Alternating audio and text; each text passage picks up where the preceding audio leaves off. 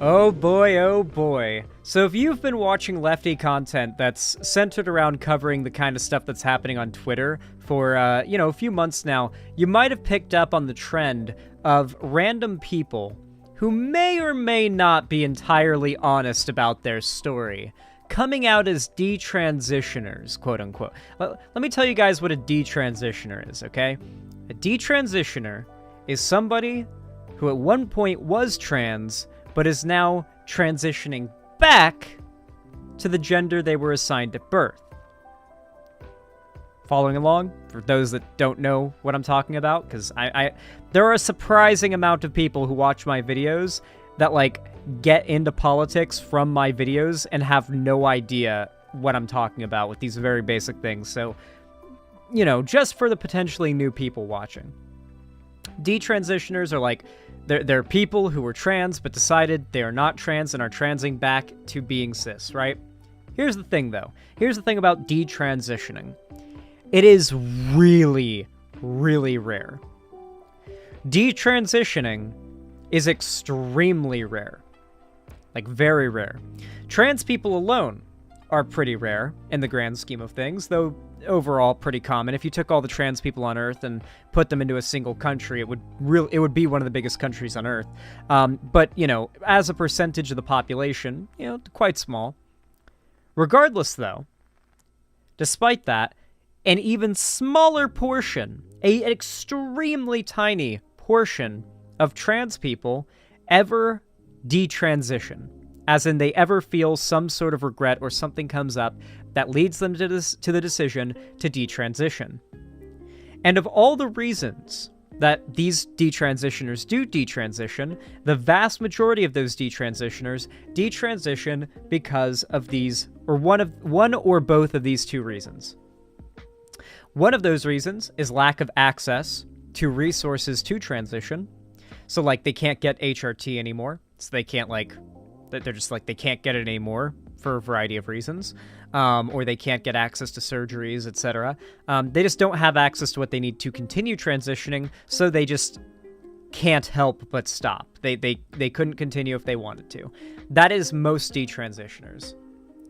The other, second most common group of detransitioners are people who detransition because of external stimuli.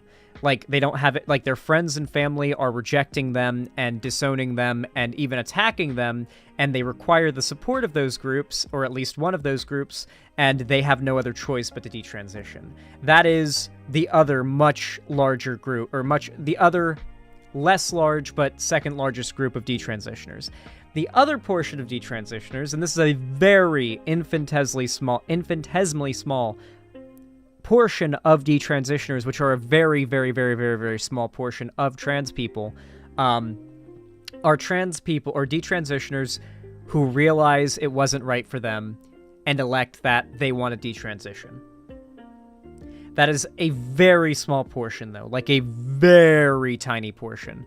However, if you are one of these people, chances are you are very likely to realize, especially if, after learning a lot about trans affirming care and trans rights, no doubt through that process of, falsely believing you were trans, despite how rare this is, chances are you would still respect the concept of trans people, the medical process of determining whether or not someone is trans, and you would still care about the medical and scientific process, right? You wouldn't try to monetize your experience for the sake of pushing conservative propaganda, right? If you were an honest person, you wouldn't do these things, right? Well, here's the thing. The right, which is very, very opposed to trans rights, they have a massive market for detransitioners. The idea of a trans person who realized it was wrong and came back, that is one of the most perfect targets for creating an astroturfed conservative figure for belting out transphobic rhetoric. And so there is a massive market for these detransitioners, whether it be true or not that they're actually detransitioners, to go online, to write up a big story about how they were trans and they got out of it, and then to dedicate themselves to spewing transphobic rhetoric. It's become quite common. And it's also become quite common to figure out a fair amount of these people were just straight up lying about ever being trans. So, we've got a new one to talk about. So, to add to all the fishiness of this particular poster, this character, not cis, just man, or Alex, which I hate to say is the same name I have, ended up posting this. I am a hashtag detransitioner, and I am done being silent. Bully me and give me all the death threats you want. I do not give a the transgender movement. I medically transitioned at 16 and detransitioned at 18. What I have to say to my endocrinologist and therapist is you. Damn. Now, regardless of any experience that a detransitioner has, that does not change the reality of science. And I want you guys to remember that going into this segment, right? So, in response to this post was a reply that's actually pretty interesting. One, you never actually medically transitioned in a distinct way. You only went on T blockers at 16 after years of male puberty and did nothing but pause a bit. And this is true.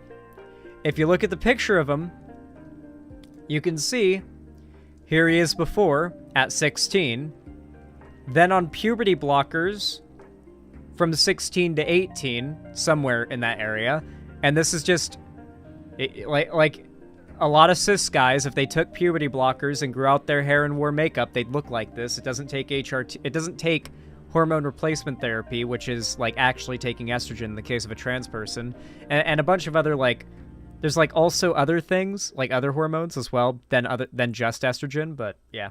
Anyway, yeah, and then here he is now, looking like a completely just regular cis dude. Like, if this dude walked up to me in public and said hi, I would not in a million years assume this guy was a detransitioner. And the reason for that is, this guy is actually a perfect representation of the benefit of hormone blockers. This guy went on hormone blockers at 16 years old looking like this, then got off hormone blockers at 18 and looks like this at 18, pretty much directly after getting hormone blockers. This is basically just him without makeup and with, you know, shortcut hair. I'm sure there could definitely be other side effects that will take time to pass because, like, it's the same year that he got off of hormone blockers, but assuming he was ever on them in the first place, but I'm assuming this is legit. Like, yeah, this was not in any way irreversible or, like, a horrific, like, mark of scarring on this person, even if their story is true. Number 2, this person says, I went on actual hormones at 16, and it cured my depression, anxiety, and dysphoria. I'm now a completely happy adult. And this is the case for the vast majority of trans people. The amount of people who are, say, 16 years old, who have gender dysphoria, whose lives will be saved by hormone blockers, and perhaps even hormones themselves, so vastly outweighs the amount of people who could potentially be harmed by, you know, being overzealously diagnosed with gender dysphoria. It dwarfs it. Like, the wave of teenage gender dysphoria suffering youth that would be benefited from having access to this care is so much larger than the amount of detransitioners who would have been saved, quote unquote, had this gender affirming care never been available at all. Not to mention, by the way, I should also add this, the vast majority of detransitioners who were simply falsely diagnosed with gender dysphoria were never diagnosed with gender dysphoria. A lot of those detransitioners are older. Like old, like old, like wrinkly, white, gray hair old. Because back then, there essentially were no resources for gender-affirming care. A lot of them were literally self-made, quote-unquote, trans people. During a time, by the way, when being, like, trans, being a cross-dresser, and being gay, at least in the cultural zeitgeist, were pretty muddied. Like, who remembers, like, this is mostly a question for straight people, but I'm sure trans people even can remember this. Who remembers, like, the 2000s and probably the 90s too, when cross-dressers, gay guys, and trans women were all just one blob in the perception of the vast majority of people. It was just one group. You're talking about people who transitioned in a time where that was the perception of trans people for the vast majority of people. I don't know. It it seems pretty likely that there's a little bit of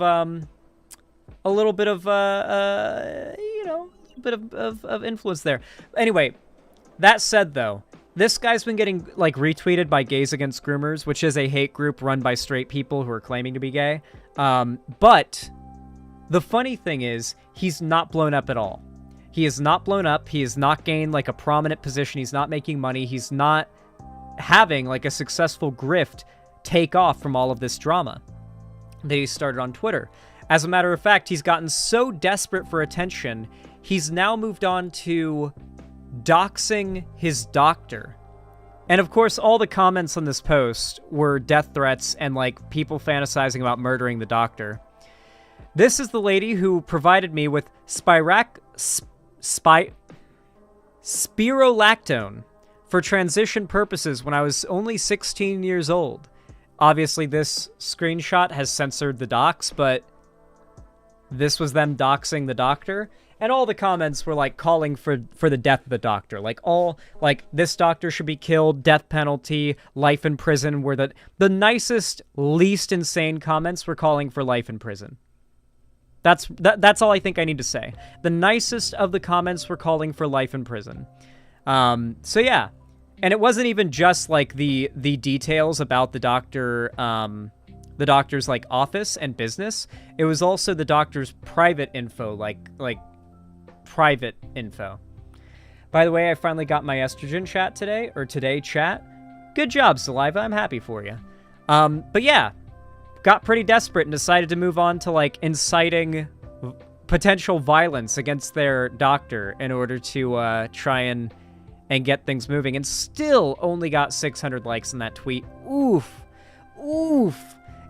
Yeah, might want to pay for that blue check mark.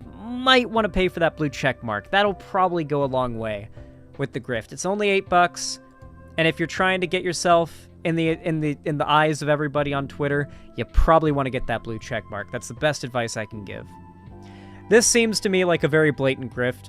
I feel like the vast majority of genuine detransitioners would probably just like quietly live their own lives after detransitioning. Like detransitioners in the scenario described by this person would just go live a quiet life on like back to what they were doing. They wouldn't become an anti-trans like public figure trying to start a whole career off of it. That alone is the biggest piece of evidence that this person is a dishonest hack. Is that they have now decided to turn their experience into ammo to use against a minority group. Nobody who is being honest or who has good intentions would do that. That's really the long and short of it.